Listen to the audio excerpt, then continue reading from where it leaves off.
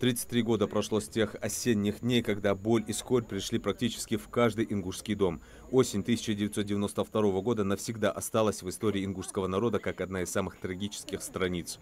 Сегодня в Ингушетии вспоминают жертв тех событий, конфликта в пригородном районе и Владикавказе, который унес жизни сотен человек и заставил десятки тысяч людей в одночасье покинуть свои дома. На мемориальном комплексе Уазот Кашмыш в Назране собрались те, чьи семьи прошли через тяжелые испытания, чтобы почтить память погибших и пропавших без вести. День для народа, он важен не столько не то, что для одного народа, это для всего человеческого важно. Траурный митинг собрал представителей власти, депутатов, религиозных и общественных деятелей, старейшин и простых жителей республики. Среди них председатель Народного собрания Ингушетии Магомед Тумгоев, первый заместитель председателя правительства Магомед Евлоев.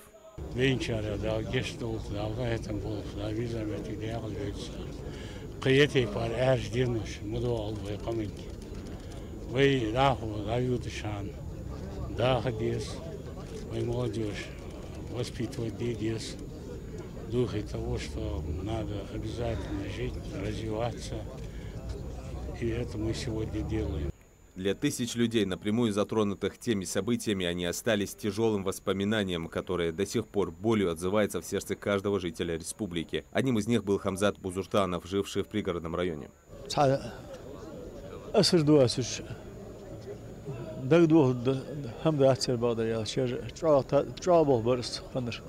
Его слова подтверждает и Магомед Ханиев, изгнанный из своего жилья. Дети и женщины пешком уходили из сел, чтобы найти спасение у своего народа.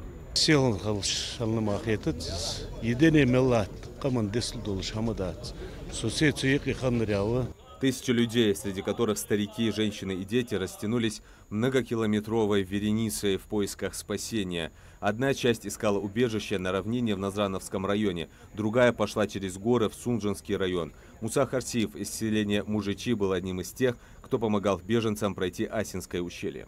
Я участие принимать. Я шел до суюртиш багаж был, наха яй, валкам мужич галаш багаж был, эшежи багаж был, нах шейдек шейденул шей здоровье хамкуцы яш короче, чага диван хажир кыжуага вошел дырк, дезештей пар, ханиалч, кыштей пар, хали шолжмышлар. Ингушетия сумела принять и обогреть десятки тысяч вынужденных переселенцев, а их было порядка 70 тысяч. Для многих рана от той трагедии не затянулась до сих пор. Рая Шаухалова – одна из тех, кто потерял почти всех своих родных и близких. Она пришла к могилам без вести пропавших, чтобы еще раз помолиться за них.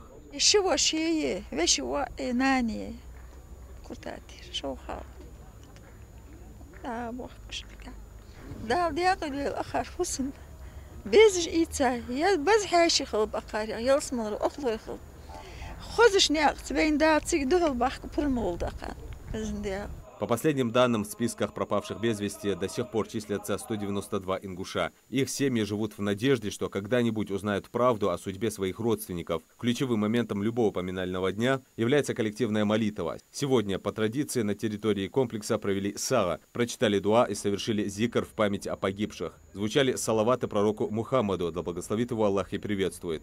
А воздух наполнялся просьбами к Всевышнему о даровании мира усопшим.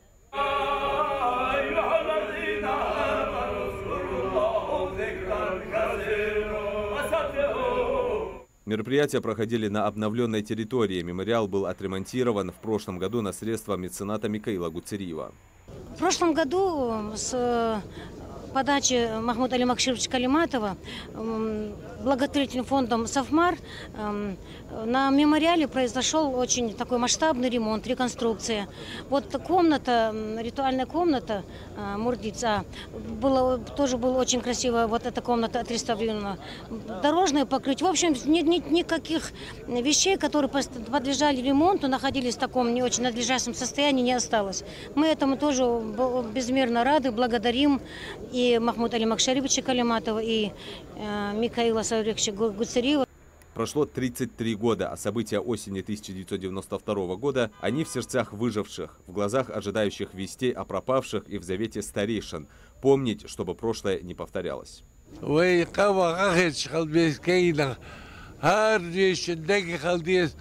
восполнить تحدث